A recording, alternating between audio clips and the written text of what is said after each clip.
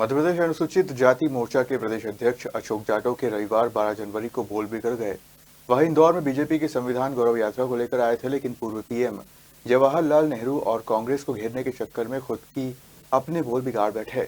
जाटव ने कहा कि धारा 370 के दौरान कश्मीर में पूर्व पीएम नेहरू की ऐशगाह थी। जब मीडिया ने उनसे पूछा कि ऐशगाह से उनका क्या मतलब है, तो वह बोले कि आप एक काम करें, वहां के नेताओं की फोटो दिल्ली के नेताओं निकालें और दोनों को मैच करें, और अगर अंदर जाना है तो उनका डीएनए टेस्ट करें। आपको खुद स्पष्ट हो जाएगा कि मैंने जो बोला है वह सही है। नमस्कार। आने वाली संक्रांति पर्व की भी आप लोगों को बहुत बहुत बधाई। आज हम जिस विषय को लेकर आपके बीच में हैं, यह विषय जब से देश आजाद हुआ है तब से लेके आज तक जिस विषय को लेकर कांग्रेस ने शासन किया है और जिस विषय को लेकर कांग्रेस ने अपनी राजनीतिक पृष्ठभूमि लिखी है,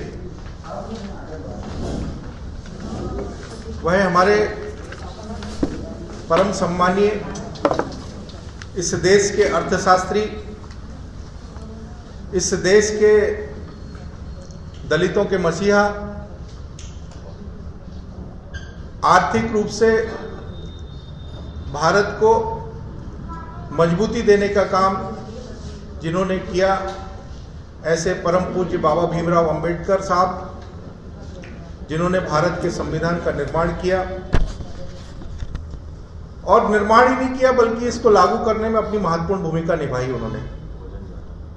लेकिन जिस तरीके से इस देश में 55 साल कांग्रेस का राज रहा है, कांग्रेस ने दलित समाज के साथ में सिवाय मत लेने के अलावा कोई भी ऐसा काम नहीं किया जिसकी वजह से बाबा साहब अंबेडकर को सम्मान मिलना चाहिए। समय समय पर उन्होंने जो बाबा साहब का अपमान किया, उसके बारे में मैं कुछ आपको बताना चाहूंगा। बाबा साहब जब संविधान सभा में थे तब नेहरू जी ने उनके द्वारा प्रस्तावित कश्मीर में 370 धारा नहीं लगना चाहिए, ऐसा विषय जब संविधान सभा के समक्ष प्रस्तुत किया तो नेहरू जी ने उसका घोर विरोध किया था, क्योंकि नेहरू जी नहीं चाहते थे कि उनकी जो कश्मीरवादी, जो उनकी ऐशगाह है, उसको भारत में विलीन किया जाए और भारत का संविधान वहां पर लागू हो। जब वहां 370 लगी तो आप सबको जानकर यह दुख होगा कि 2023 में जब माननीय नरेंद्र मोदी जी ने 370 और 35A हटाई, तब वहां पे हमारे देश का संविधान लागू हुआ 75 साल बाद। यही कांग्रेस बोलती है हम संविधान को मानते हैं। तो संविधान को मानते हैं तो संविधान के अधिकारों को कश्मीर में क्यों नहीं लागू किया गया? आज वहां पे लोकतंत्र के हिसाब से जब चुनाव होता है, संविधान के हिसाब से चुनाव होता है, तो 8 प्रत्याशी अनुसूचित जाति के जीत के आते हैं, जो 75 साल में कभी उनको वहां पे आरक्षण नहीं मिला। जिनको अपने काम करने का,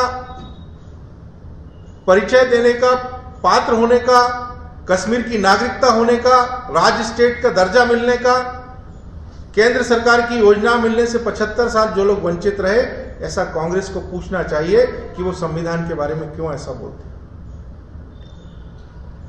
ये तो व्यक्ति, एक स्टेट की बात कर रहा हूं, लेकिन अगर हम व्यक्ति की बात करें तो बाबा साहब को कांग्रेस ने 2 बार धोखा दिया।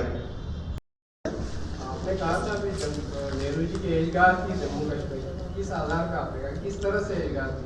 आप एक काम करें, वहाँ के कुछ नेताओं की फोटो निकालें और कुछ दिल्ली के नेताओं की फोटो निकालें और दोनों को मैच करें, और अगर और अंदर जाना है तो उनका डीएनए टेस्ट करें।